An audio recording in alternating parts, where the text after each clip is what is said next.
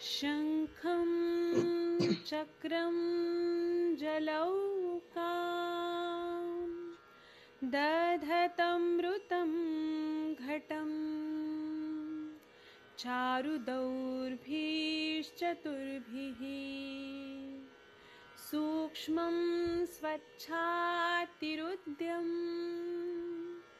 शुकपरिविलसनं मौलिमम्बोजनेत्रं कालाम्बोद्योज्ज्वलाङ्गं कटितटविलसश्च चारुपीताम्बराढ्यं वन्दे धन्वन्तरिं तव निखिलगदमिव प्रौढदावाग्निलीलम् प्रौढदावाग्निलीलम्।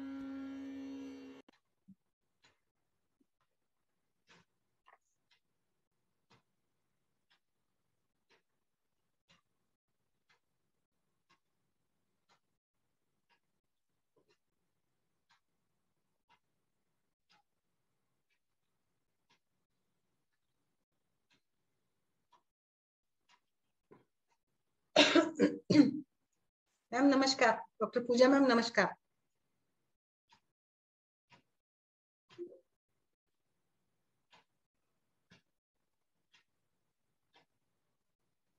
नमस्कार, गुड इवनिंग टू ऑल। आज के इस सत्र में आप सभी का बहुत बहुत स्वागत है। जैसा कि आज के हमारे विशेष वक्ता के रूप में रिस्पेक्टेड डॉक्टर पूजा भारद्वाज मैडम यहाँ पर हमारे साथ उपस्थित है। मैडम का मैं बहुत बहुत स्वागत करती हूँ।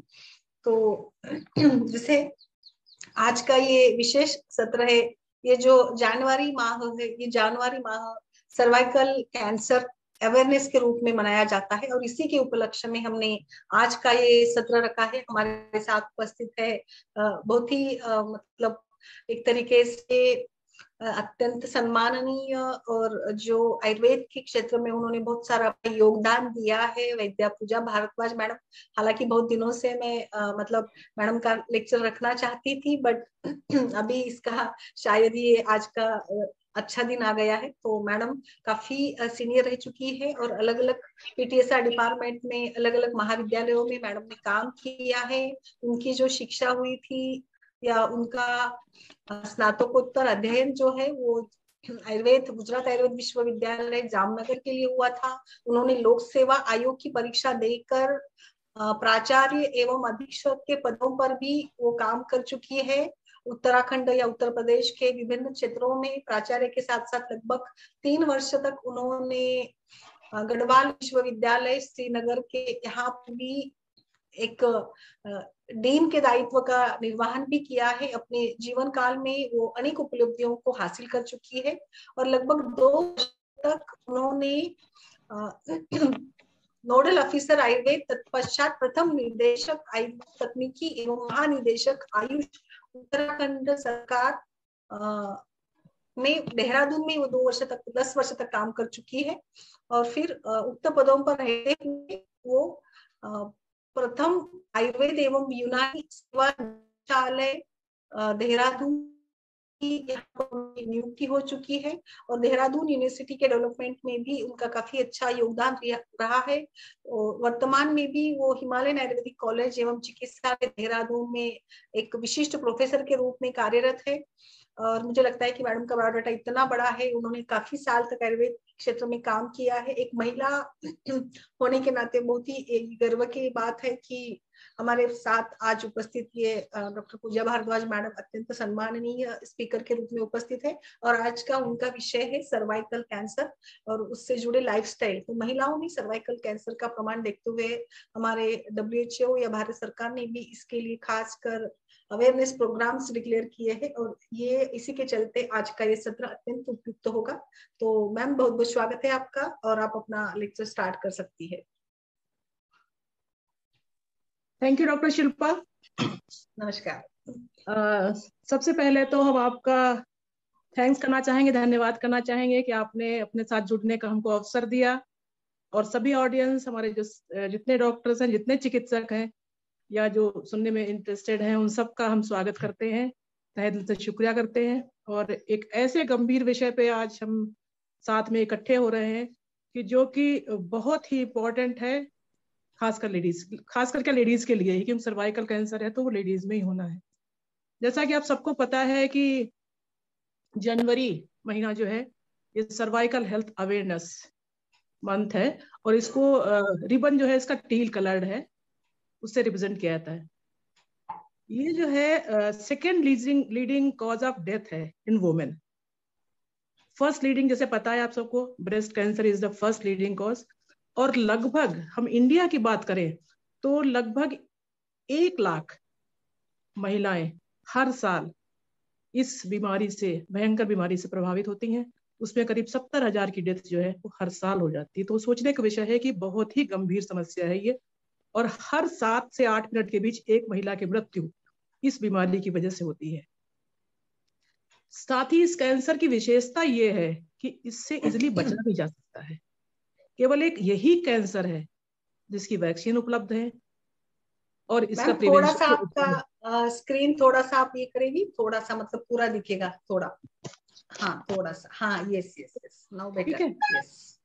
इससे बचा भी जा सकता है, और इसकी स्क्रीनिंग भी है, वैक्सीन भी है। इसकी चर्चा तो हम बाद में करेंगे।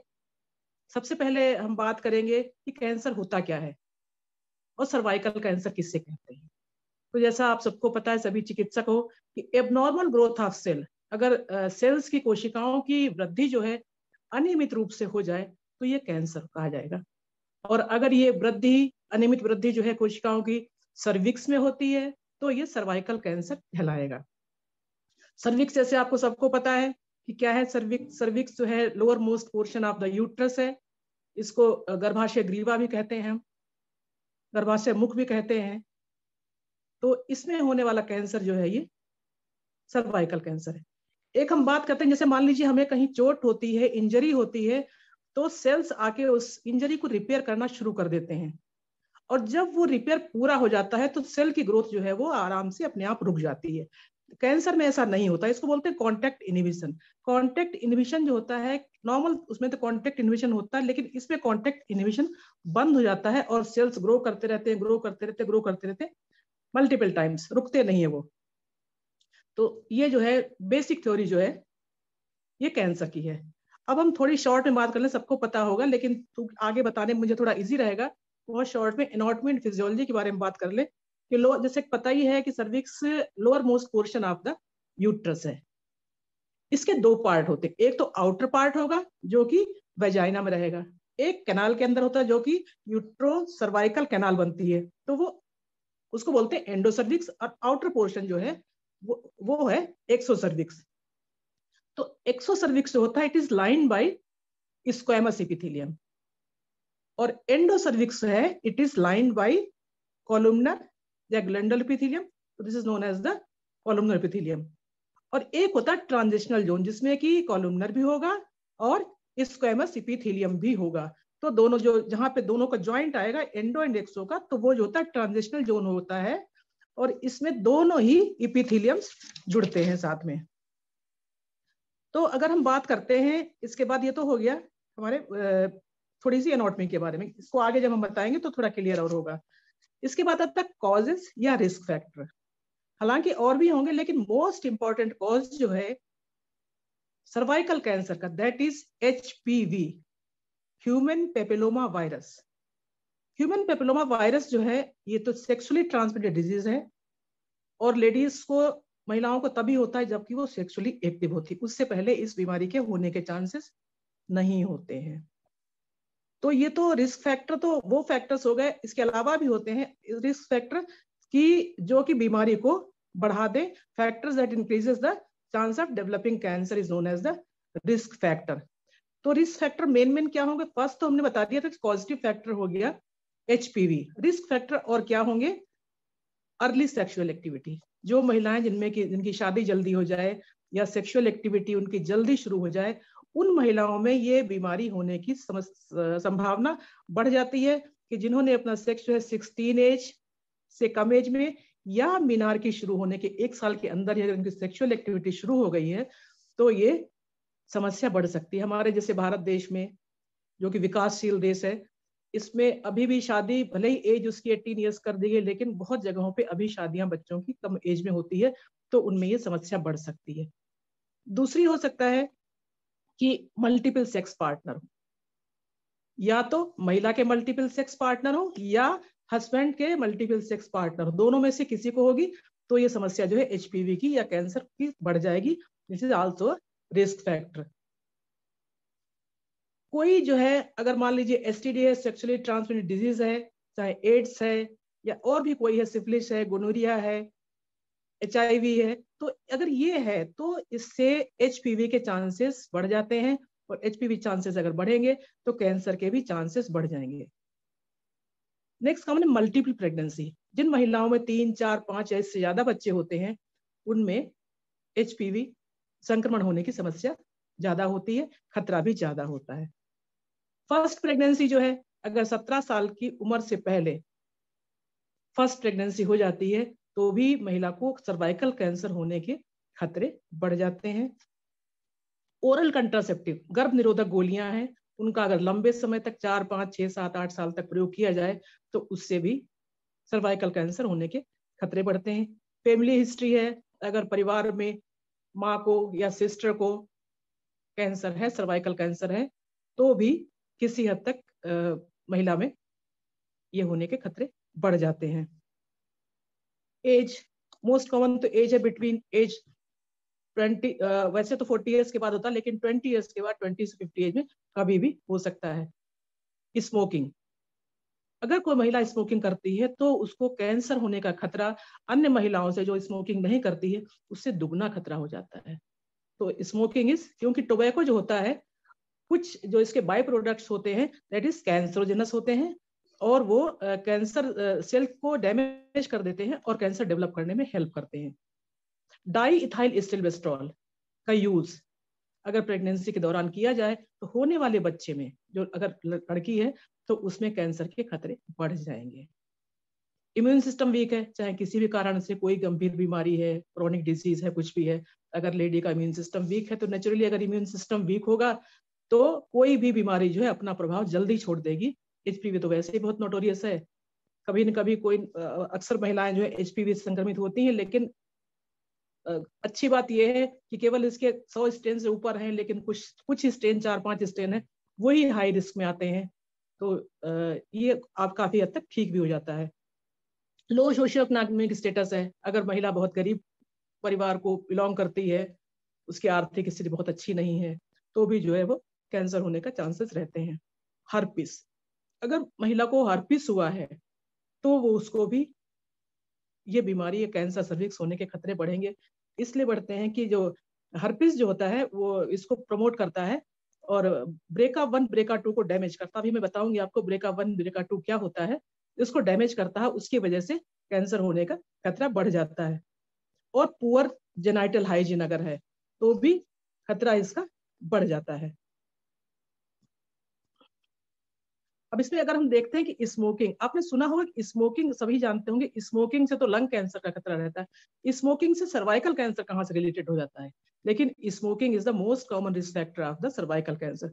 होता यह है कि जो उसके अंदर सिगरेट या बीड़ी, इसके अंदर जो भी फीलिंग होती है, टोबैको जो होता है, जब उसका बाय प्रोडक्ट जो होता है तो ये कार्सिनोजेंस होते हैं और ये कार्सिनोजेंस को एक्टिवेट कर देते हैं और जिससे सेल चेंजेस शुरू हो जाते हैं और कैंसर जो है उससे बनता है। दूसरा ये होता है कि 2 टाइप्स ऑफ जीन्स होते हैं, इसको बोलते हैं BRCA1 BRCA2। ये BRCA है तो ये ब्रेस्ट कैंसर के लिए BRCA1 BRCA2, लेकिन अगर इनमें BRCA1 और BRCA2 में अगर म्यूटेशन होता तो ब्रेस्ट कैंसर तो कॉमन है ही है, इसके अलावा ओवेरियन कैंसर और सर्वाइकल कैंसर भी कॉमन है।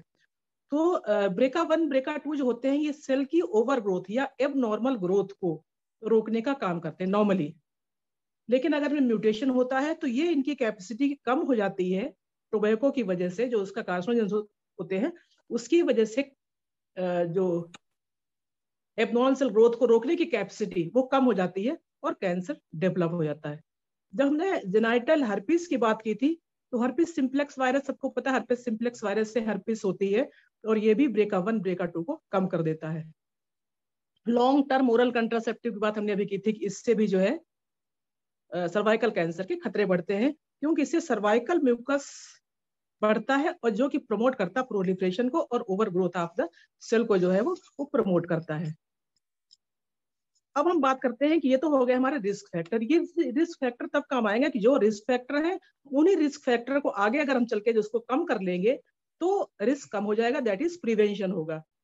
तो टाइप्स की जब हम बात करते हैं तो 3 टाइप्स, अभी जब हमने एनाटॉमी की बात की थी तो एक तो हमने बताया था एंडोसर्विक्स, एक बताया था एक्सोसर्विक्स और थर्ड बताया था ट्रांजिशनल जोन, जिसमें कि एंडो एक्सो दोनों मिल जाते हैं। तो फर्स्ट जो होता है दैट इज एक्सोसर्विक्स जो है, जो कि स्क्वेमस एपिथेलियम जिससे लाइंड होती है और ये वजाइना के डायरेक्ट कांटेक्ट रहती है।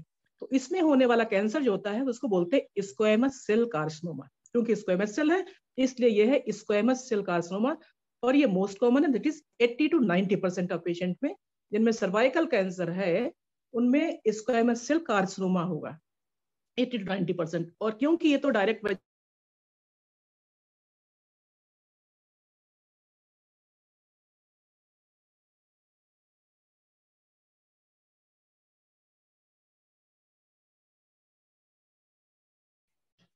मैम आप म्यूट हो गई है, म्यूट हो गई है। हाँ, दूसरा हो गया एडेनोकार्सिनोमा या ग्लैंडुलोकार्सिनोमा।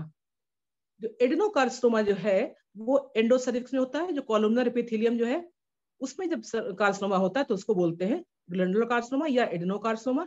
ये 10 to 20% केसेस में होता है। थर्ड जो मिक्स टाइप जो है ये 1 to 2% केसेस में ही होता है।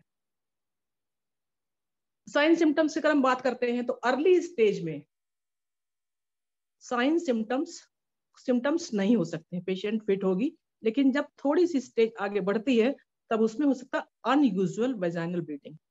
जो वजाइनल रक्तस्राव है वो असामान्य होगा, ठीक महीने पे नहीं होगा, या तो वो माहवारी के बीच में होगा, इंटरमेंस्ट्रुअल ब्लीडिंग होगा, या रेगुलर होगा, इरेगुलर होगा, कभी भी हो गया, 10 दिन में हो गया, 15 दिन में हो गया, 20 दिन में हो गया, मतलब बीच बीच में होता रहेगा। इरेगुलर ब्लीडिंग होगी, पोस्ट क्वार्टल ब्लीडिंग होगी, आफ्टर सेक्सुअल इंटरकोर्स जो है वो पेशेंट बताएगी कि उसके बाद उसको ब्लीडिंग होती है। ब्लीड ऑन टच, जब आप एग्जामिनेशन करेंगे, पेल्विक एग्जामिनेशन करेंगे, तब भी आपकी फिंगर्स पे ब्लड लग जाएगा। इसके अलावा अनयूजुअल वजाइनल डिस्चार्ज होगा, रेगुलर रहता है और मोस्टली फाउल स्मेल होता है, बहुत ही ज्यादा गंदी स्मेल होती है, फाउल स्मेल वजाइनल डिस्चार्ज होता है। डिस्पेरिनिया होता है, ड्यूरिंग सेक्स पीड़ा होना, डिस्पेरिनिया होता है। और जब ये और ऑर्गन में बढ़ जाता है कैंसर तो उस समय फैटिग हो सकता है, लॉस ऑफ एपिटाइट हो सकता है, लॉस ऑफ वेट हो सकता है, स्वेलन लेग हो सकता है, पेल्विक पेन हो सकता है, बोन पेन हो सकता है, बैक एक हो सकता है, डिफिकल्टी इन मिक्चुरेशन हो सकती है, एंड डिफिकल्टी इन डिफिकेशन हो सकता है। अब ये तो हो गया, हमारे लक्षण हो गए। तो ये लक्षण जैसे जैसे इसकी बीमारी जो है वो बढ़ती जाएगी वैसे वैसे लक्षणों में भी वृद्धि होती रहेगी। अब आते हैं स्टेज पे। स्टेज वो होती है कि बीमारी जो है वो कहाँ तक पहुंच गई है, श्रेणी, मतलब बीमारी अब शरीर के किस भाग तक पहुंच गई है, जब उसको हम कैटेगराइज करते हैं तो this is known as the stage. Stage 0 means cancer नहीं है। स्टेज 1 जब आता है तो स्टेज 1 में जो कैंसर होता है वो सर्विक्स तक ही, केवल सर्विक्स तक ही जो है वो सीमित रहता है, कहीं आसपास नहीं, वेजाइना में नहीं, ऊपर नहीं, नीचे नहीं, यूट्रस में नहीं, साइड में नहीं, केवल वो सर्विक्स तक ही रहता है। इसको बहुत हम डिटेल नहीं करेंगे, इसमें भी स्टेज 1 में भी A B ऐसे 2 में भी, लेकिन केवल हम शॉर्ट ऐसे बताएंगे कि एक्सटेंशन जितना रहता है उसी में स्टेज 1 के पार्ट 2 करते हैं, A B।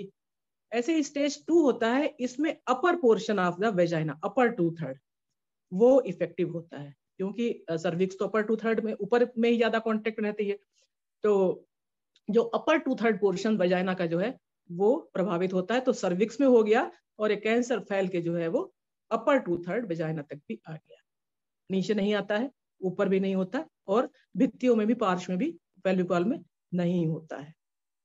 जब थर्ड स्टेज आती है तो ये कैंसर अपर 2/3 था ही, ऊपर थोड़ा यूट्रस में भी चला जाता है, नीचे लोअर थर्ड ऑफ वेजाइना में भी आ जाता है, जो पेल्विक वॉल्स हैं उनमें भी आ जाता है, कभी कभी लिम्फ ग्लैंड्स में भी आ जाता है।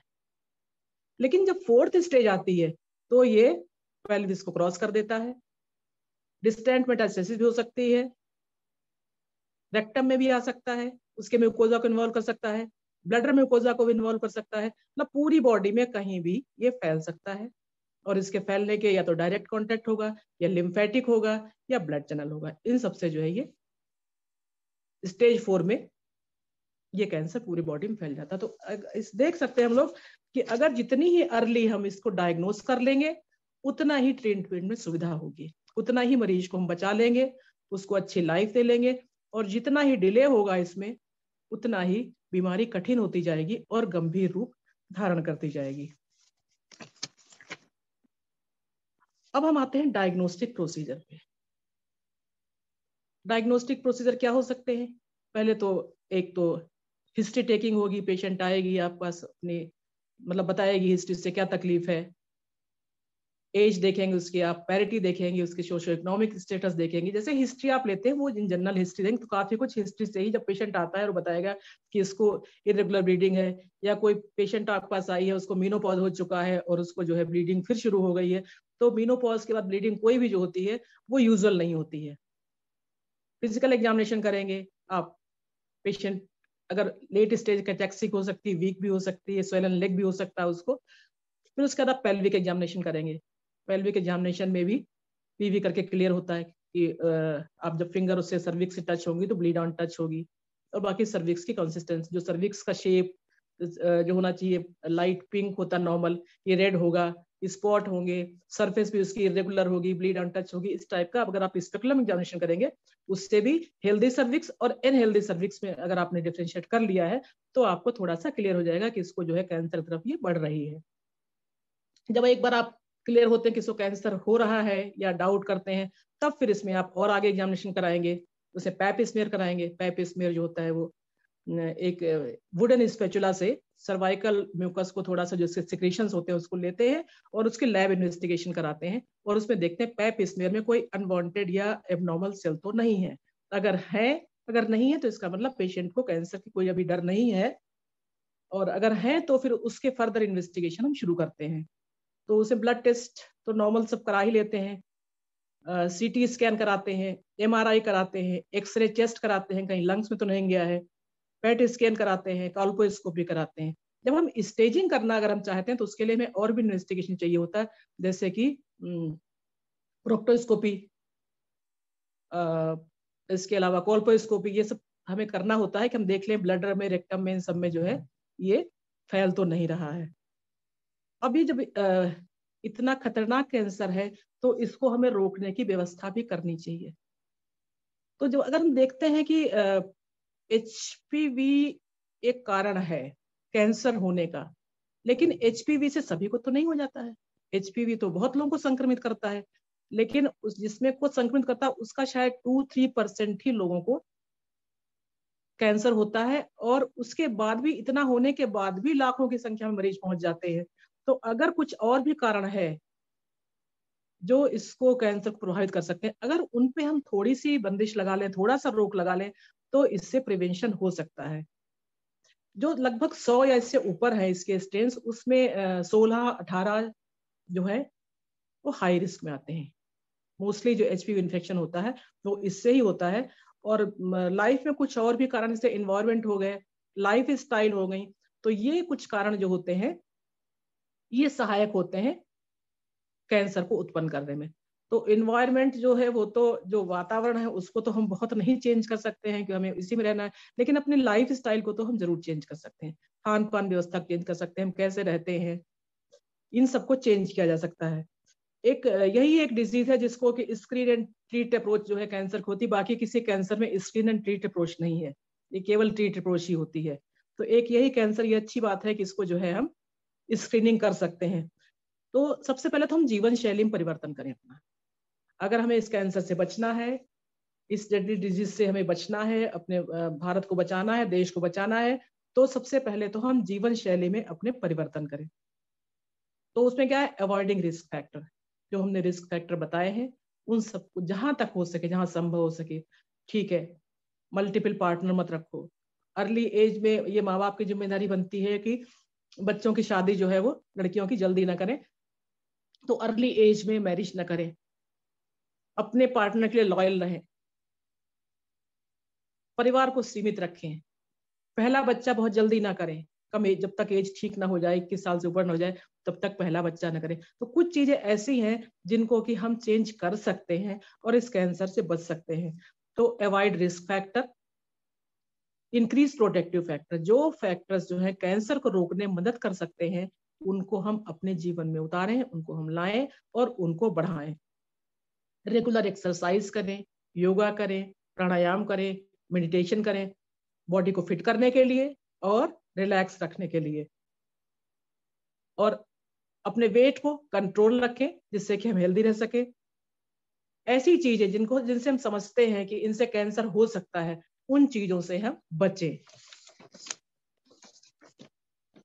प्रॉपर हाइजीन, जो हमारे स्थानिक जो हाइजीन मेंटेन जो नहीं करते हैं उनको जो है वो स्थानिक स्वच्छता रखें, हाइजीन मेंटेन रखें। स्मोक अगर नहीं करते हैं तो बहुत अच्छी बात है, और स्मोकिंग अगर जो पेशेंट करते हैं उनको छुड़वाएं, उनकी मदद करें उसमें, तो स्मोकिंग को एकदम बंद करें। ओरल कंट्रासेप्टिव पिल्स जहां तक हो सके लंबे समय के प्रयोग से बचें, क्योंकि oral contraceptive is also a risk factor. Avoid unsafe sex, avoid early marriage, और चेंज इन ईटिंग हैबिट्स। जो खाने पीने की हमारी जो हैबिट्स हैं उनमें हम जरूर चेंज लाएं। ऐसी चीजें खाएं कि जिनमें एंटीऑक्सीडेंट्स हैं और कुछ ऐसे सब्सटेंस हों जो कैंसर से हमारा बचाव करते हैं। तो ज्यादातर फ्रूट्स और सब्जियां, इनका प्रयोग अपने भोजन में, अपने खाने में हम करें, क्योंकि स्टडी दिखाती है कि जो वुमेन डाइट में अपने vitamin A, beta carotene, vitamin C लेती है उसको सर्वाइकल कैंसर के रिस्क, जो महिलाएं ये सब नहीं लेती हैं उनकी अपेक्षा कम रहते हैं। उसके अलावा दूसरी चीज और है कि जो diet rich in plants based nutrient is important reducing for risk of the cervical cancer. जो प्लांट बेस्ड डाइट है वो, ऐसी स्टडी हुई है कि अगर प्लांट बेस्ड डाइट का यूज किया जाए तो सर्वाइकल कैंसर से बचा जा सकता है। विटामिन ए और डी, इनका प्रयोग जो है कैरोटीनॉइड होता है मोस्टली इनमें, तो ये इनहिबिट कर सकते हैं अर्ली डेवलपमेंट कैंसर को। फोलेट जो है इनहिबिट करता है एचपीवी इन्फेक्शन का, इसलिए ऐसी डाइट ले जिसमें फोलेट होता है, विटामिन ए होता है, सी होता है, डी होता है, इन सब का प्रयोग करें। माइक्रोन्यूट्रिएंट्स जो होते हैं वो उनका बहुतायत प्रयोग करें। विटामिन सी और ई इनहिबिट करता है process of development of the irregular cells. Vitamin D का आपने सुना होगा कि वो बोन्स के लिए बहुत जरूरी होता है, लेकिन विटामिन डी का एक रोल और भी है कि वो एंटी इन्फ्लामेटरी इफेक्ट भी है उसका। तो विटामिन डी का अगर यूज किया जाए तो वो भी जो है वो प्रोटेक्टिव हो सकता है। तो फूड जो है रिच होता है एंटीऑक्सीडेंट्स में, वो प्राइमरी डिफेंस के रूप में काम करता है और कैंसर से हमारी स्त्रियों की रक्षा करता है।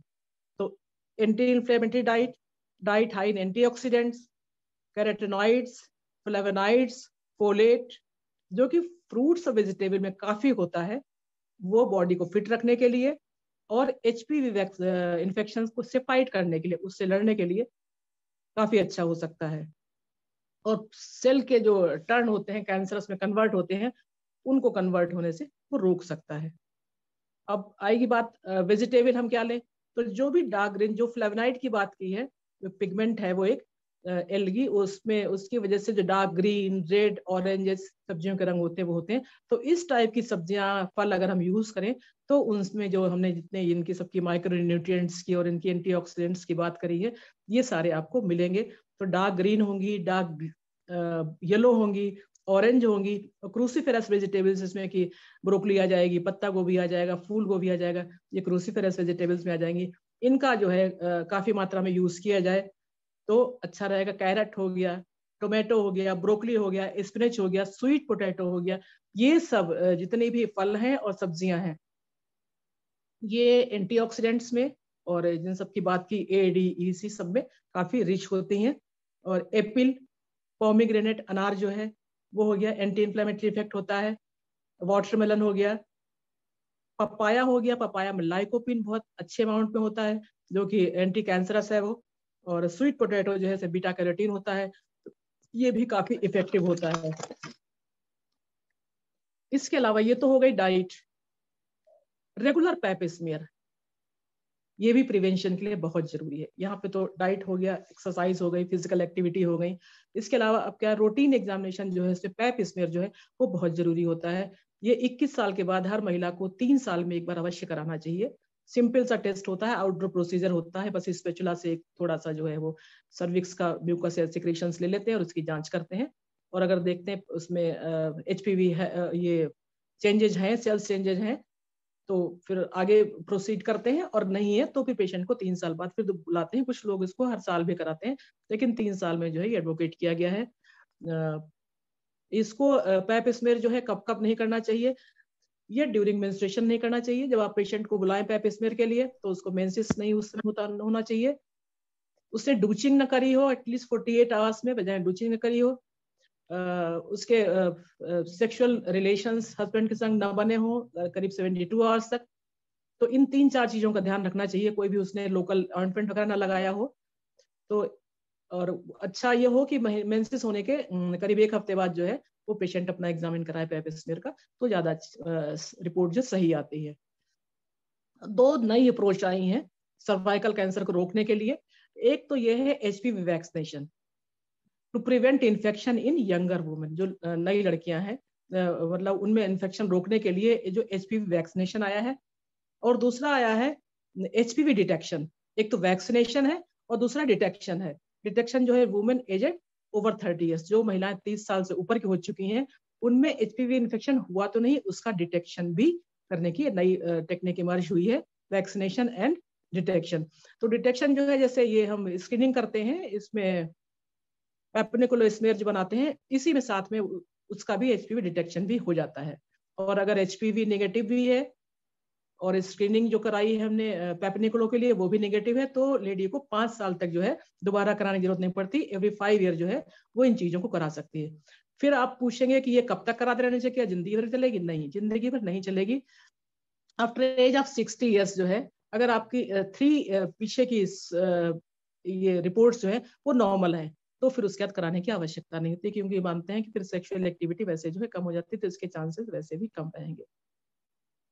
और इसके अलावा वैक्सीनेशन पे आते हैं, तो मोस्ट इफेक्टिव जो है प्राइमरी प्रिकॉशन जो है सर्वाइकल कैंसर के लिए, vaccination against the high risk HPV that is 16 and 18 है। तो ये वैक्सीन बहुत इफेक्टिव हैं अगर इनको दिया जाए कि अर्ली एज में। 9 to 14 करते हैं, कहीं के 9 to 26 ईयर्स भी है। और 26 इसलिए मानते हैं कि तब तक वुमेन की शादी हो चुकी होगी और फिजिकली वो सेक्सुअली एक्टिव हो चुकी होगी। 26 के बाद एक बार मैरिज होने के बाद या फिर सेक्सुअली एक्टिव होने के बाद इस वैक्सीन का रोल कम हो जाता है, उतना नहीं रहता। लेकिन हालांकि 45 ईयर्स तक भी जो है वो एडवोकेट करते हैं कि इसको दे सकते हैं, लेकिन उतनी इफेक्टिव नहीं होगी जितनी की सेक्सुअली एक्टिव होने से पहले ये इफेक्टिव होगी। तो 2 तरह की वैक्सीन आ रही हैं इंडिया में।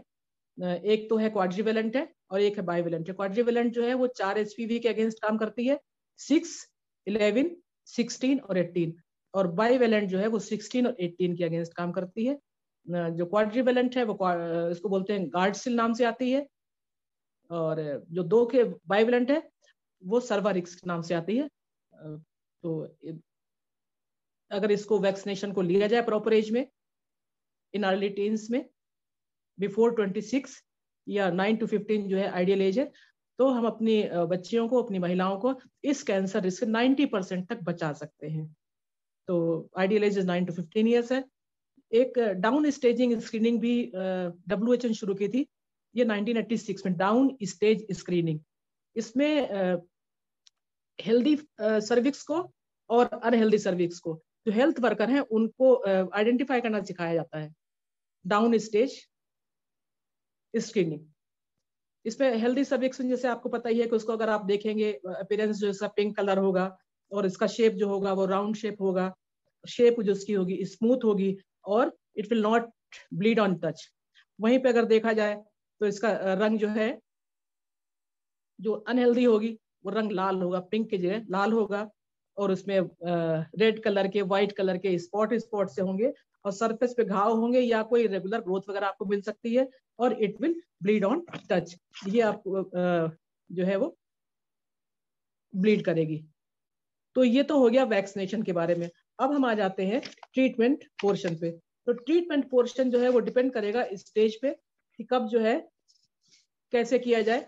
तो इसमें जो है कि एक तो प्रिवेंटिव बता दिया, वैक्सीनेशन है, दूसरी व्याधि निवारक चिकित्सा हो गई। तो व्याधि निवारक चिकित्सा डिपेंड करेगी किस चीज पे डिपेंड करेगी, एक तो रोगी की शारीरिक मानसिक स्थिति क्या है उस पर डिपेंड करेगी, दूसरा जो है व्याधि की श्रेणी क्या है, स्टेज क्या है, फर्स्ट स्टेज है, सेकेंड स्टेज है, थर्ड या फोर्थ स्टेज है, कौन सी स्टेज है उस पर डिपेंड करेगी, तीसरी जो है उस पर जो है कॉम्प्लिकेशंस उनकी स्थिति क्या है, और चौथी जो है कि आप पास या आपके यहाँ जहाँ भी चिकित्सा चलेगी उसकी वहां पे औषधि उपकरणों की उपलब्धता क्या है, इन सब चीजों पे उसकी जो ट्रीटमेंट चलेगा। तो जब फर्स्ट स्टेज की बात करते हैं, जबकि कैंसर जो है अपने में ही सीमित रहता है, सर्विक्स तक ही रहता है, बेस्ट टाइम होता है इस समय पेशेंट, सबसे अच्छा तो ये होता है पेशेंट रेगुलर स्क्रीनिंग कराता रहे, और वो कैंसर होने डिस्प्लेजिया स्टेज में अगर उसको हम पकड़ लें, जब शुरुआत होती है डिस्प्लेजिया मीन सेल जो है नॉर्मल नहीं हो रहे हैं, उस स्टेज में अगर पकड़ लें तो बहुत अच्छा रहता है। अगर इन केस हम नहीं पकड़ पाते हैं उस समय, फर्स्ट स्टेज में पेशेंट आ जाती है, तब अगर हम पकड़ते हैं तो इसमें सर्जिकल ट्रीटमेंट भी है और रेडिएशन भी है, बेस्ट टाइम होता है इसमें। सर्जरी से जो है वो इफेक्टेड पार्ट निकालते हैं, लेकिन कोशिश करना चाहिए कि इफेक्टेड खाली पार्ट ना निकाल के होल यूट्रस या अगर डाउटफुल हो तो वो पोर्शन निकाल देना चाहिए, बाद में जो है हल्का फुल्का जो है रेडिएशन देना चाहिए। सेकेंड स्टेज, इसमें भी रेडिएशन, कीमोथेरेपी प्लस सर्जरी होती है, लेकिन जब सेकेंड लेट स्टेज हो जाती है और थर्ड स्टेज होती है तो सर्जरी का रोल यहाँ पे खत्म हो जाता है, क्योंकि हमने बताया कि इसमें जो है वो पेल्विक वॉल्स तक हो जाती है, ये पेल्विक वॉल तक में पहुंच जाता है, लिम्फ ग्लैंड्स भी हो जाती हैं, तो सर्जरी का रोल ऑलमोस्ट कम सा ही हो जाता है, वहां पे केवल कीमोथेरेपी और रेडिएशन ही रह जाता है। और जितनी ही स्टेज बढ़ती जाएगी उतनी ही उसकी लाइफ एक्सपेक्टेंसी कम होती जाएगी, उतनी उसको तकलीफ होती है, लाइफ एक्सपेक्टेंसी बढ़ती रहेगी, कम कम होती रहेगी, खर्चा ही बढ़ता रहेगा और पेशेंट जो है ज्यादा सफर करेगी। जब फोर्थ स्टेज आती है, जबकि डिस्टेंट मेटासिस जाती है, वो दूर स्थानों में, शरीर के अन्य स्थानों में, चाहे लिवर है, लंग्स है, बोन्स है, कहीं भी पहुंच सकता है वो, जब सब जगह होता है, तब उस समय खाली हमारे पास कोई विकल्प नहीं होता, अपने पास एक विकल्प ही होता है कि पेशेंट की क्वालिटी ऑफ लाइफ जो बची है उसे कैसे इंप्रूव कर लिया जाए। उसके आगे बचने के चांस जहाँ फर्स्ट स्टेज में 90% तक होते हैं कि उसे कोई प्रॉब्लम नहीं होगी, अपनी अच्छी जिंदगी जिएगी वो, वहीं पे जब फोर्थ स्टेज आती है तो उसके चांसेस केवल 10 to 15% ही होते हैं। तो उस समय केवल एक स्थिति बनती है कि क्वालिटी ऑफ लाइफ उसे कैसे इंप्रूव किया जाए, सिम्टम्स जो उसको तकलीफ दे रहे हैं उनको कैसे कम किया जाए। तो आप देख ही सकते हैं कि जितनी जल्दी इसे डायग्नोस किया जाएगा उतने ट्रीटमेंट अच्छा होगा, प्रिवेंशन कर लेंगे तो बहुत अच्छा। ऑस्ट्रेलिया में वैक्सीनेशन से और सेक्स एजुकेशन से और अवेयरनेस से इसको लगभग इरेडिकेट सा कर दिया गया है। हम लोग भी ये बीड़ा उठाएं या प्रयास करें चिकित्सक होने के नाते, कम से कम उनको जो है कन्विंस कर सकें हाइजीन के बारे में, सेक्सुअल एक्टिविटी के बारे में, सेक्स एजुकेशन के बारे में, वैक्सीनेशन के बारे में, स्क्रीनिंग के बारे में, बहुत सारी चीजें, डाइट के बारे में, हेल्दी लिविंग के बारे में, अगर हम उनको एजुकेट कर सकें और अपने देश को जो है इस भयंकर बीमारी से छुटकारा दिला सकें, तो ये हम लोगों का एक छोटा सा योगदान जो है देश के लिए काफी अच्छा रहेगा। मैं आयुष दर्पण को, उसके ऑर्गेनाइजर्स को और संबंधित सभी लोगों को तहे दिल से शुक्रिया अदा करती हूँ, धन्यवाद करती हूँ, डॉक्टर शिल्पा को खासकर कि उन्होंने मुझे इनवाइट किया और मुझे बोलने का अवसर दिया। उम्मीद करती हूँ कि आप छोटा सा लेक्चर आपको जो है थोड़ा सा ठीक लगा होगा। Thank you. Thank you ma'am, thank you very much. बहुत अच्छी तरह से आपने सर्वाइकल कैंसर के बारे में बताया है, तो आपका बहुत बहुत आभार। और हम लोग अभी आगे बढ़ते हैं। हमारे वैद्यों के अगर कुछ सवाल है तो इन सवालों को भी हम लोग यहाँ पर लेना चाहेंगे। So I request all the doctors, please you can ask directly your questions. Yes, it was really informative, doctor Shweta ma'am. Ayurveda के परिप्रेक्ष्य में कुछ बताइए प्लीज, अगर आप कंफर्टेबल हो तो। हाँ बिल्कुल। अगर आयुर्वेद की हम बात करें, hello, yes ma'am, yes please. Ayurveda में ग्रंथि अर्बुद का वर्णन तो है, अलग से जो है जेनाइटल अर्बुद या उसके बारे में नहीं है। खाली उसी के अगर लक्षणों को हम देखें तो बात करते हैं। कुछ कुछ डिजीज हैं, जैसे मान लीजिए अगर हम बात करते हैं कि योनिकंद, कुछ लोग योनिकंद को वर्ड्स कहते हैं, कुछ कहते हैं, लेकिन निकुचाकृत सन्निभम उसको बताया गया है। निकुच जो होता बड़हल का फल होता है, उसको इररेगुलर शेप होता है, तो निकुच आकृति सन्निभम अगर देखा जाए तो कुछ लोग तो इसकी तुलना करते हैं योनिकंद से, लेकिन सब लोग इसको नहीं मानते हैं।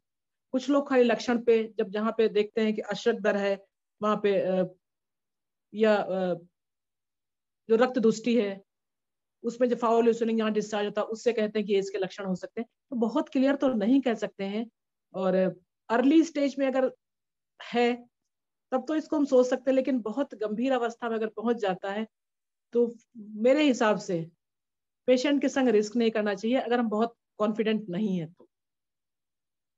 और देखा जाए कि कैंसर का वर्णन तो आयुर्वेद में ही है, जहाँ द्वंद्वज भी है, अभ्युदज भी है, कि एक कैंसर उसके ऊपर दोबारा जो होता है उसे क्या बोलते हैं, अगर निकाल दिया जाए फिर दोबारा होता है, तो इस टाइप के कैंसर, मेटासिस कैंसर के बारे में भी वर्णन तो है उसमें, अर्बुद में और ग्रंथि में। लेकिन सर्वाइकल कैंसर का बहुत डिटेल नहीं, ऐसा कहीं नहीं, खाली इसी से कोरिलेट कर सकते हैं। मैम हम ये सर्वाइकल कैंसर को किस विशिष्ट योनि व्यापक में ले सकते हैं क्या? It can be included in which योनि व्यापक? बिकॉज आई थिंक आयुर्वेद में योनि व्यापक बहुत विस्तृत रूप से वर्णन किया है। तो अगर देखा जाए खाली लक्षण तो कई में मिलते हैं उनके रक्तस्राव के, लेकिन ग्रोथ के नहीं मिलते। ग्रोथ अगर, जबकि इसमें तो ग्रोथ होती है, कॉलीफ्लावर लाइक ग्रोथ होती है, और हमारे खाली देखा जाए कि महायोनि जो है, महायोनि तो प्रोलैप्स हो गया एक तरह से देखा जाए, वो उससे भी नहीं कर सकते हैं। तो ग्रोथ वाला बाकी सिम्टम्स तो आपको मिल जाएंगे, लेकिन जहाँ पे ग्रोथ आता है जो कि मेन फैक्टर है, पाउल स्मेल मिल जाएगा, डिस्चार्ज मिल जाएंगे आपको, लेकिन ग्रोथ नहीं मिलेगी कहीं पे। तो इसलिए अगर आपको कहीं लगता है तो हम लोग भी नॉलेज शेयर करेंगे इसमें। ग्रोथ किसमें ऐसी होती है जिससे इरेगुलर ग्रोथ हो, जबकि अगर देखा जाए तो सर्वाइकल कैंसर में कॉलीफ्लावर लाइक ग्रोथ होती है वो, अगर मतलब पीवी करके देखा जाए और एडवांस स्टेज में है वो, तो उस टाइप की ग्रोथ होती है। यस मैम, यस बिल्कुल। कर्णिनी योनि व्यापक से हम इसको जोड़ सकते हैं क्या? कर्णिनी से कुछ लोग कहते हैं, कुछ लोग खाली उसको इरोजन टाइप में सर, इरोजन ही कहते हैं। तो वही ना, आपस में मतलब कॉन्फ्लिक्ट बहुत है और सिम्टम्स पूरे नहीं मिलते हैं, तो हर एक की अपनी राय अलग है। Yes ma'am. तो इसके लिए हम लोग लक्षण के अलावा अगर जो है वो ये एक सिम्टम जो बहुत वो है, इसी वजह से मुझे कभी कभी योनिकंद, मुझे कभी कभी लगता है, सब लोगों से योनिकंद को नहीं मानते हैं। जैसे निकुंजाकृत सन्निभम जो आता है वो। आप म्यूट हो गई मैम, आप म्यूट हो गई। जी यस मैम, यस। बाकी स्थानीय चिकित्सा के रूप में हम लोग किस स्थानीय चिकित्सा यहाँ पर कौन सी, लाइक हम लोग उत्तर बस्ती या मात्रा बस्ती का कुछ यहाँ पर रोल होगा मैम? उत्तर बस्ती तो हम इसलिए नहीं दे सकते हैं, वैसे तो अगर कहा जाए जो हमारे जो पंचकर्म स्पेशलिस्ट वो ज्यादा इसमें वो करेंगे, लेकिन मुझे लगता है, मेरी जहां तक है, कि अगर हम उत्तर बस्ती देते हैं तो हम लोकल से उसको चल को डिस्पैच करके हम आगे बढ़ा देंगे ना। क्योंकि इसका जब बताया गया है कि जब डिस्टेंट मेटास्टेसिस होते तो उसमें लोकल इम्प्लांटेशन भी होता है, कहीं कहीं जो है ऑपरेशन के थ्रू या कहीं करके डिस्टेंट भी, वैसे भी लोकल भी हो जाता है, मतलब शिफ्ट भी हो सकता है वो। तो हमें लगता है कि अगर हम ऐसा करेंगे तो क्या नहीं कर देंगे उत्तर बस्ती, उसको बढ़ा नहीं देंगे क्या? लोकल हम स्थानिक हाइजीन उसके करने के लिए तुम कर सकते हैं, लेकिन जब हम उत्तर बस्ती की बात करेंगे, सर्विक्स से होकर हम ऊपर देंगे जाके, तब थोड़ी सी दिक्कत होगी। स्थानिक तो कर सकते हैं, स्थानिक में कोई प्रॉब्लम नहीं होगी। यस यस, बिल्कुल बिल्कुल। अरे हो सकता है हमारा आपका जो है वो थोड़ा सा मत विभिन्न हो, आप मुझे बताइए, अगर ऐसा हो तो अच्छा होगा। नहीं, मतलब विभिन्नता नहीं, मैं आपको एक जस्ट क्योंकि लोकल, हाँ मुझे लगता है कि अगर हम उत्तर बस्ती को देंगे तो हम उसको आगे बढ़ा देंगे। यस मैम, बिल्कुल सही कहा आपने। हम लोग पीचू के रूप में करा सकते हैं या प्रथम आवर्त योनि में हम लोग कुछ करा सकते हैं, but Uttar Basti not preferable in this condition. Picchu भी दे सकते हैं, अगर कोई ऐसी औषधियां हैं जो धूपन कर सकते हैं, उनका हम इस टाइप से कर सकते हैं वो। बिल्कुल बिल्कुल। योनि प्रक्षालन भी कर सकते हैं थोड़ा बहुत, क्योंकि सिक्रेशन बजाने थोड़ा नीचे आएगा तो उससे अगर प्रक्षालन कर दिया तो बहुत ऊपर नहीं जाएगा, फर्क नहीं पड़ेगा। ये तो प्रक्षालन भी कर सकते हैं औषधियों से, चाहे वो हीमोस्टेटिक हो चाहे कैसे भी हो, या शोधजनक हो, शोथर हो, इस टाइप की औषधियों से, जैसे पता है एंटी इन्फ्लेमेटरी जब इफेक्ट करती है तो हम उससे शोथर औषधियों से भी कर सकते हैं। तो ये सब कर सकते हैं। वर्ती भी हम लोग करा सकते हैं, वर्ती धावन करा सकते हैं। हाँ, वर्ती हम करा सकते हैं। यस यस, बिल्कुल बिल्कुल। किसी के कुछ सवाल है वैद्यों के? तो नमस्कार वंदना जी।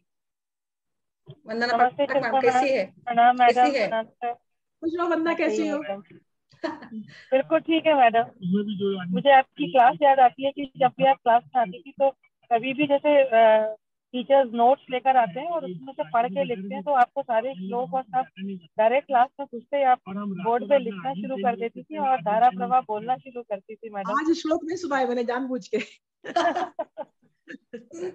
बोर हो जाते, हट जाते इसलिए। Yes doctor Shweta please. नमस्ते मैम, एक क्वेश्चन था। कैसा बताऊं? मैम, जैसे हमने पैप स्मीयर डिस्कस किया स्क्रीनिंग के लिए कि आप हर 3 साल में कराइए उसको स्क्रीन करने के लिए, पर ये बहुत रेगुलरली होता नहीं है।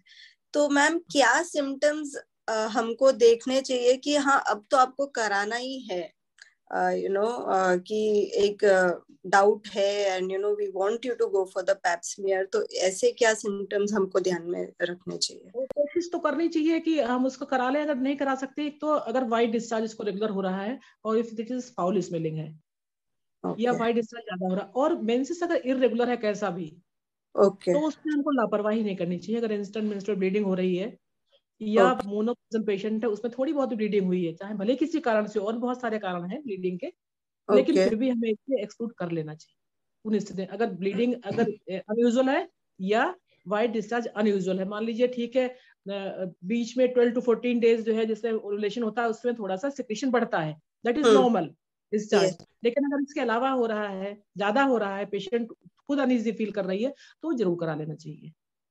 Okay, yes ma'am, thank you ma'am, thank you so much. Ma'am cervicitis को हम लोग ये कन्वर्ट हो सकता है आगे कैंसर के स्टेजेस में? सर्विसाइटिस अगर है तो सर्विसाइटिस ये तो कंफर्म नहीं सर्विसाइटिस जो है वो किस वजह से है, क्योंकि जो एचपी वायरस प्रोलिफरेट करता है तो उसमें भी तो प्रोलिफरेशन ही होता है, तो सबसे पहले तो उसमें इन्फ्लेमेशन ही होगा ना वो। तो अभी तो यही नहीं पता सर्विसाइटिस कहीं वो कारण तो नहीं हो रहा, तो अब तो एचपीवी डिटेक्शन भी आ गया है। अगर हम ये ना भी कराएं तो एचपीवी डिटेक्शन अगर वो नहीं है तो क्लियर है, अगर ठीक है पैप इसमें ना कराइए, खाली एचपीवी डिटेक्शन करा लीजिए।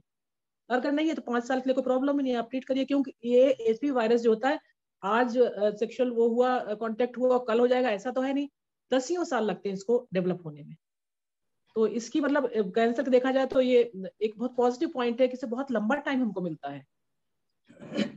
तो अगर तो इसलिए 5 इयर्स में कराते हैं इसको।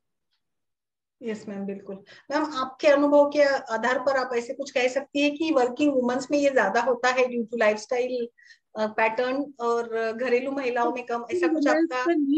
वर्किंग में नहीं होगा, जो मतलब पढ़ी लिखी हैं उनमें होने के चांसेस कम होंगे, क्योंकि वो हाइजीन को भी अपनी मेंटेन रखेंगी, वो डाइट को मेंटेन रखेंगी, और जो इलिटरेट होती हैं या पुअर होती है उनमें चांसेस इनके ज्यादा होते हैं वैसे अगर देखा जाए।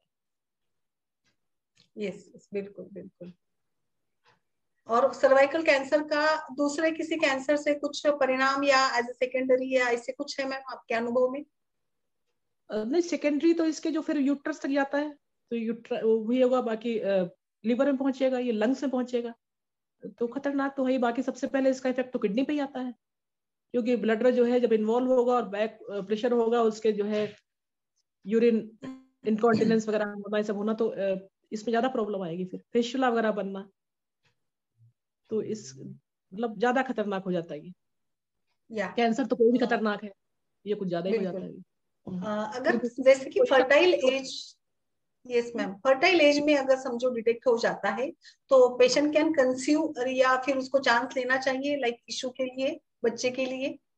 हाँ, पहले तो था कि अगर कैंसर हो गया है तो फिर कंसीव नहीं कर सकती, लेकिन अब आजकल अगर देखा थ्योरी बदल गई थोड़ी सी, वो कि तमाम चीजें शुरू हो गई हैं कि अगर उसका ओवरी वगैरह नहीं निकाली गई है या अपने आप तो चलो ठीक है, अगर खाली सर्विक्स निकाल दिया तब तो वो कंसीव करने का सोच सकती है, वो भी असिस्टेड मेथड से।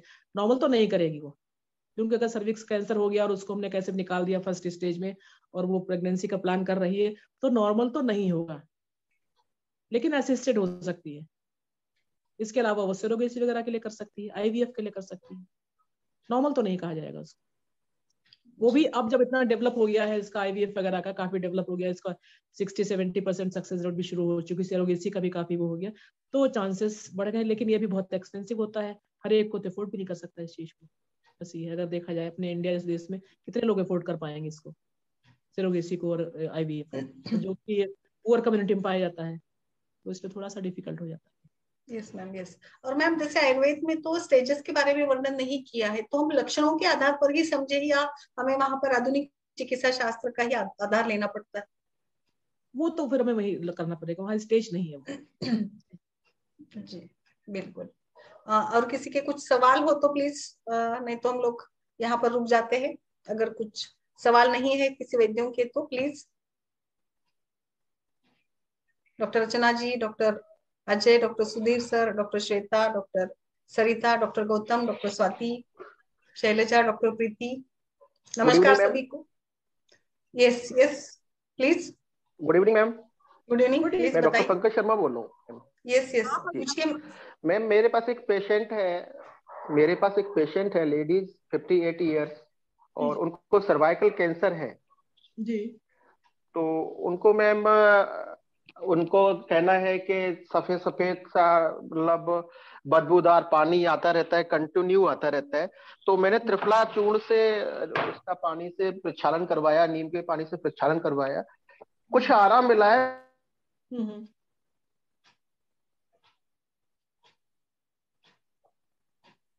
हेलो। इत्यादि उनको दे रहा हूँ तो उनको रिलीफ है, बट प्रॉपरली ट्रीटमेंट, मुझे लाइन ऑफ ट्रीटमेंट नहीं मालूम है, तो प्लीज सजेस्ट करिए उनके। ब्रेक हो गई थी जी। वो वहां तक सुना है मैंने कि आपने उससे त्रिफला से प्रक्षालन कराया है उसको। जी मैम। जैसे शोथर तो द्रव्य है, जी मैम, शोथर द्रव्य है, सर्वगंध द्रव्य है, इनसे आप प्रक्षालन करा सकते हैं इनके जी क्वाथ मैम। से। ये लोकल तो इफेक्ट हो जाएगा, जैसे बदबू आ रही थोड़ी देर रुक जाएगी, लेकिन जो कैंसर सेल डिवीजन है ये जब तक इसको नहीं रुकेगा तब तक इसे कैसे हम कंट्रोल करेंगे। कोई ऐसी औषधि तो नहीं है। ठीक है, बहुत सारी हीरक बस वगैरह यूज तो मैम ये कैसे मालूम पड़ेगा, मैम ये कैसे मालूम पड़ेगा कौन सी स्टेज में है, ये कैसे हम आइडेंटिफाई करें? क्या आप कंफर्म है कि उसको सर्वाइकल कैंसर या खाली सिम्टम के आधार पे कह रहे हैं?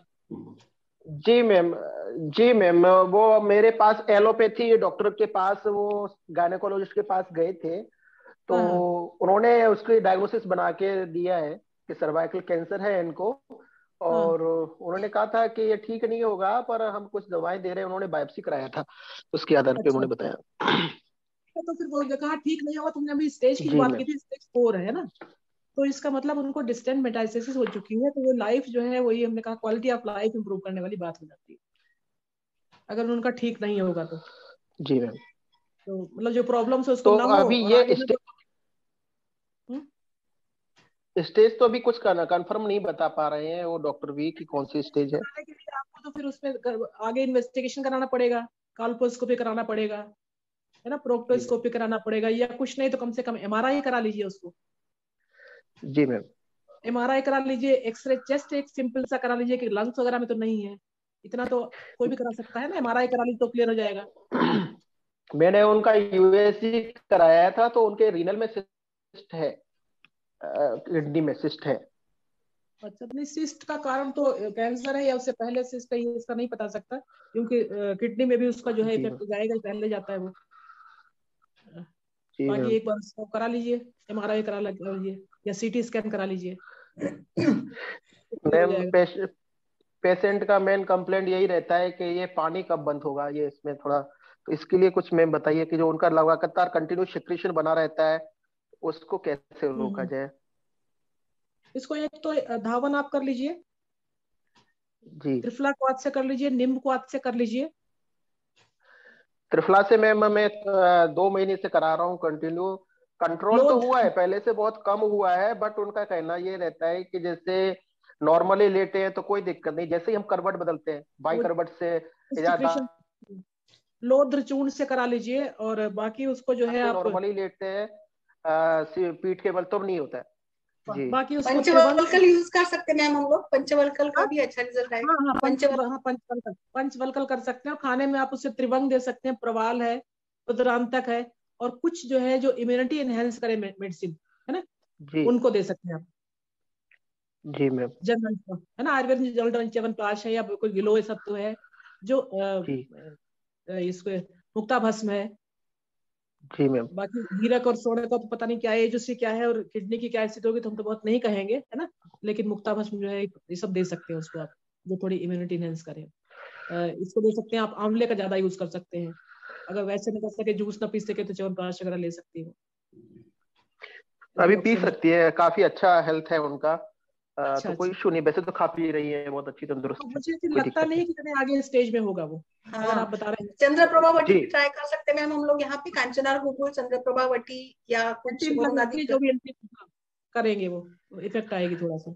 वैसे लेकिन मैम इनको जो लाइन ऑफ ट्रीटमेंट है, मैं पतंजलि में हूँ, तो पतंजलि के हिसाब से दे रहा हूँ। उनका छोड़ बसंत मालती, गलोशत, मोती पिष्टी, और हाँ अभ्रक भस्म, हीरक भस्म, और क्या नाम है, कांचनार घन बटी, वृद्ध बाटका बटी, आरोग्य वर्धनी बटी, और wheat grass juice, aloe vera juice, और गोधन अर्क, और नीम की पत्ती, तुलसी की पत्ती, ये सब वो मैं कंपोजिशन करके चलवा रहा हूँ उनको। इम्प्रूवमेंट है हाँ। काफी, परंतु पेशेंट का यही अभी कंप्लेंट है कि अभी उनका जो एक काम सिक्रीशन है, ये करें, सिक्रीशन इसके कंट्रोल पहले नहीं हुआ। एक बार एमआरआई करा ले उनका, जी थोड़ा सा आप भी क्लियर हो जाएंगे किस स्टेज में है, जी फिर आपके लिए ज्यादा अच्छा रहेगा ट्रीटमेंट करना उसका। जी मैम, जी ma'am, thank you ma'am. Patient को क्लियर बता भी सकेंगे आप उसे, है ना। जी जी जी सेकेंड थर्ड स्टेज में तो आप कह सकते हैं कि हाँ ठीक है, काफी ठीक हो जाएगा, लेकिन अगर फोर्थ में गुड लास्ट इवनिंग में मैम। पहुंचा, जी मैम, ठीक है। Good evening ma'am. Thank you ma'am, thank you ma'am. Welcome welcome welcome. Good evening good ma'am. Evening हाँ वेरी डॉक्टर गुड। पवन बताइए, डॉक्टर पवन पूछिए। मैम। जैसे क्रोनिक सर्विसाइटिस रहता है, अगर लोकल एप्लीकेशन लगाते हैं तो उसमें गंधक रसायन, जात्यादि तेल और नीम का जो कैप्सूल रहता है ना, उसको उसमें तोड़ के डाल के अगर लोकल लगाते हैं तो बहुत ज्यादा क्रोनिक सर्विसाइटिस में बहुत अच्छा काम करता है मैम, और इससे डिस्चार्ज भी काफी बेनिफिट होता है। अच्छा अच्छा, ये आपका अनुभूत है। हाँ जी मैम। अच्छा, तो गंधक अगर है। रसायन, हाँ। जात्यादि तेल, और उसमें नीम के जो कैप्सूल आते हैं ना वो डालो मैम, उसमें हरिद्रा भी डाल सकते हैं। अच्छा वो अच्छा अच्छा, कैप्सूल मिक्स करके ना सारा, नीम ये के इनके 10-15 हिमालय, किसी भी कंपनी के हिमालय। लगा लो। अच्छा, वो एक्चुअली वही जैसे हम लोग नीम का क्वाथ कहते हैं, तो करके आप कैप्सूल का कर लिया वैसे, हाँ लोकल कर हाँ लिया है मैम, ना। वो बहुत अच्छा इफेक्टिव रहता है क्रोनिक सर्विसाइटिस में। जो लोग दवाइयां ले लेके मतलब हार जाते हैं एलोपैथिक से, इससे 10-12 दिन में ही एकदम मैजिक रिजल्ट मिलेगा। वेरी गुड, अच्छा है फिर तो किया जा सकता हाँ है। जी। लेकिन कोई भी ऐसे इसको कैसे कंडीशन में एक यूज बार चाहे इसको कैसे यूज करना है डॉक्टर साहब? सर मिला के उसको लोकल जी एप्लीकेशन ही लगानी है। लोकल उसका लगाना पीछो है। भी रख जी, पीछो भी रख लोकल पे सकते हैं करना आप। है। जी तो जी पीछो सर्विक्स भी में रख, लगानी है इसको?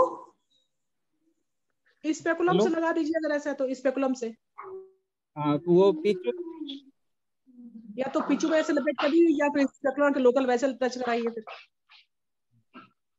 बहुत अच्छा रहता है मैम। और ये किसी डॉक्टर ने और भी शेयर किया था।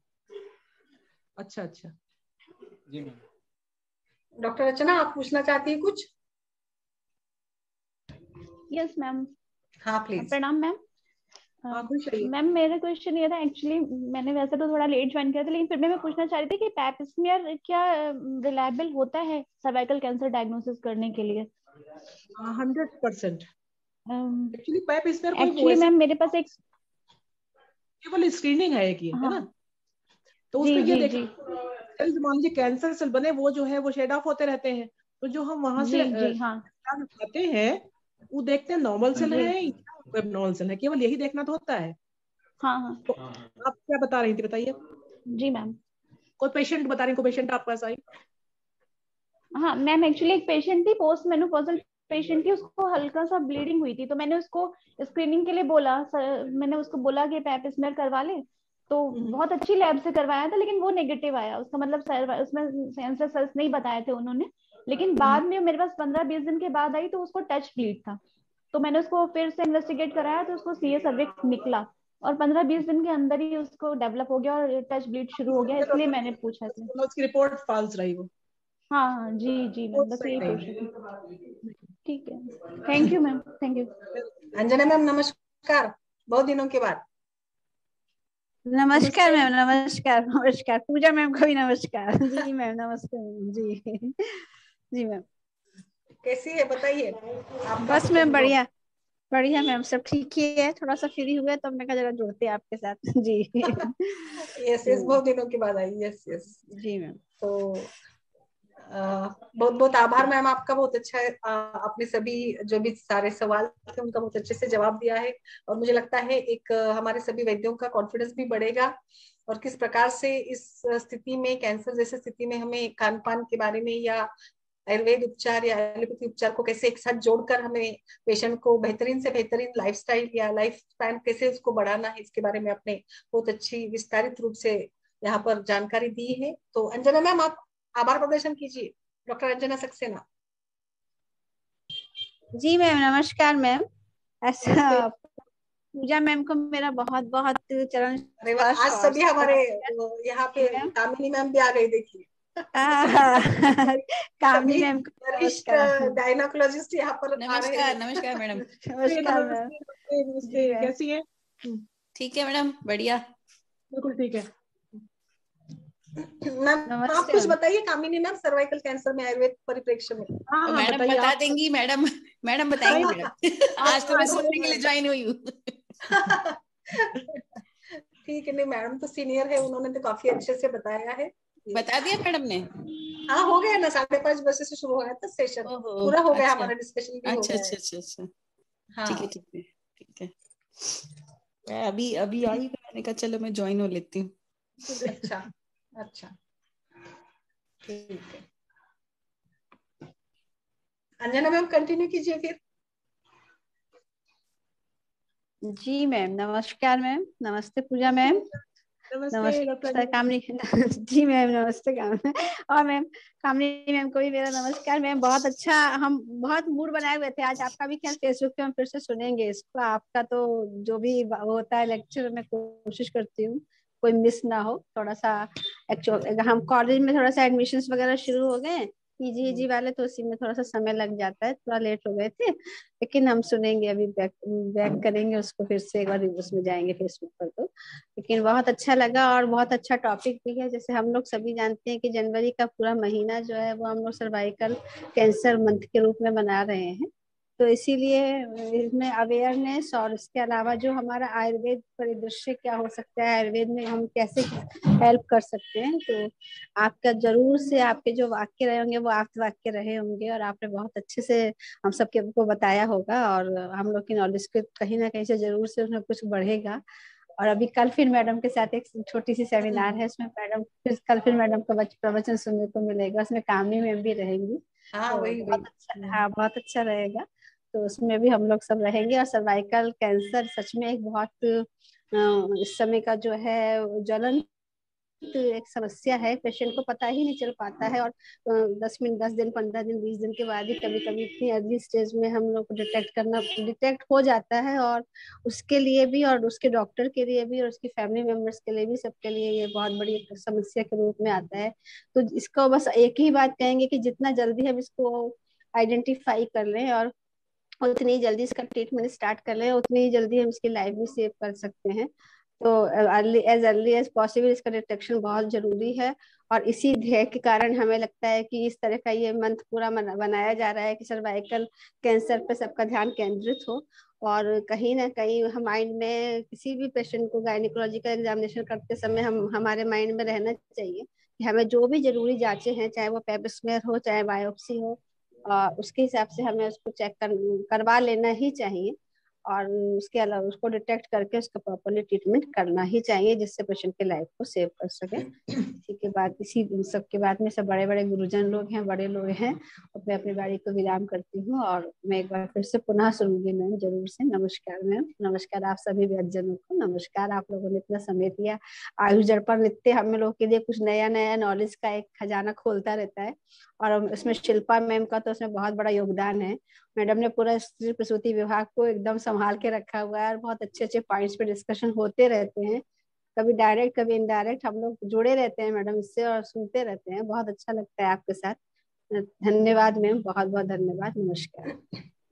यस यस बिल्कुल। और सबसे इम्पोर्टेंट बात तो ये है कि जैसे पूजा भारद्वाज मैडम के बारे में वंदना पाठक मैडम ने काफी दिनों से बताया था कि पूजा मैम को लाइए, पूजा मैम को लाइए, और बहुत दिनों से मैं मतलब ये कर रही थी, कोशिश कर रही थी, बट शायद आज का ये जो सर्वाइकल अवेयरनेस मंथ है, इस के उपलक्ष्य में हमने आज का ये सेशन रखा। और हम महिलाओं के लिए मैम आप बहुत ही, ये गर्व की बात है, आप काफी अच्छे पोस्ट पर रह चुकी है, तो बहुत ही अच्छा लगता है कि जैसे महिला होकर भी आपने इतने बड़े बड़े पोस्ट पर काम किया, आयुष विभाग जैसे, और उत्तराखंड के यहाँ पर भी जो विश्वविद्यालय बना है उसके निर्माण में भी आपका बड़ा योगदान रहा है।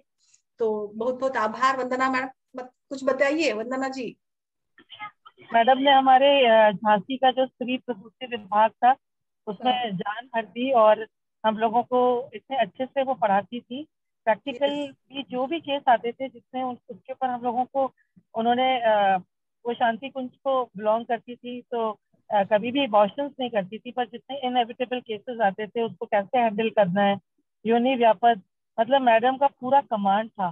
चाहे वो सिजेरियन सेक्शंस हो, चाहे नॉर्मल डिलीवरीज हो, हम लोगों को पकड़ के उन्होंने स्टिचेस लगाना, एपिजोटोमी देना, टीयर रिपेयर करना,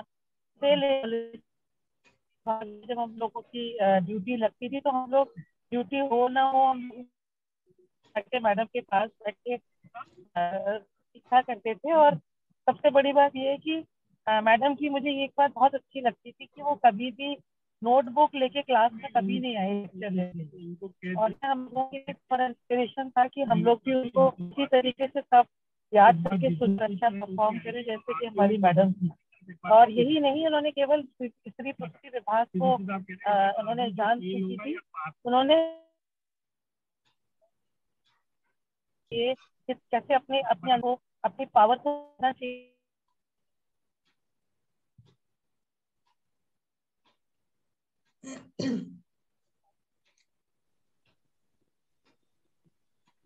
आपकी आवाज कट रही है वंदना जी।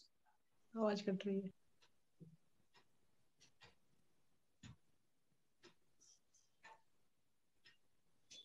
रखा साथ ही परिवार घर को कैसे देखना है, तो ये तो कभी भूल नहीं बार बार। Thank you Pooja. Yes ma'am, बहुत अच्छा लगा, बहुत बहुत आभार आप सभी का भी। और मैम आप भी मैडम के बारे में थोड़ा सा बोलूंगी। हाँ बिल्कुल बोलिए, आज तो हमारा वुमेन्स डे सेलिब्रेशन है फिर। नहीं मैडम को मैं पर्सनली बहुत बार ऐसी कॉन्फ्रेंस वगैरह में मिली हूँ ना, बहुत सॉफ्ट स्पोकन है मैडम, इतने प्यार से बोलती है ना, ऐसा लगता है कि मैडम को सुनते ही रहे। Thank you. बहुत बहुत अच्छी भी है, बाय नेचर तो अच्छी है पर बोलती इतना प्यार से है ना। मैंने जब पहली बार सुना तो मैं तो सुनती ही रह गई, मैंने कहा अरे मैडम इतना प्यार से बोल रही, इतना अच्छा बोल रही है। बिल्कुल। हाँ, आप लोगों ने सुना, अभी मैं सुनूंगी। पहली बार उनसे बात की, वो बहुत ही एकदम से बहुत सॉफ्ट स्पोकन है, बहुत प्यार से बोलती है। बिल्कुल बिल्कुल। आप सभी वैद्य मुझे लगता है सॉफ्ट स्पोकन ही है हमारे अजदर्पण के। तो मैडम आगे भी आते रहेंगे। डॉक्टर पूजा मैम आप बिल्कुल जैसे टाइम मिले आते रहिएगा। बहुत अच्छा, सबको बहुत धन्यवाद। यस यस बिल्कुल। तो आज के लिए रुके फिर हम लोग। सभी को शुभ रात्रि और आभार सभी का, धन्यवाद। शुभ रात्रि मैडम, नमस्ते। मैम, मैम, नमस्कार सभी लोग को, पूजा मैम नमस्कार, कामनी मैम नमस्कार, नमस्कार श्वेता मैम, सभी लोग को नमस्कार। नमस्कार मैम, थैंक यू, आभार। नमस्कार मैम, थैंक यू।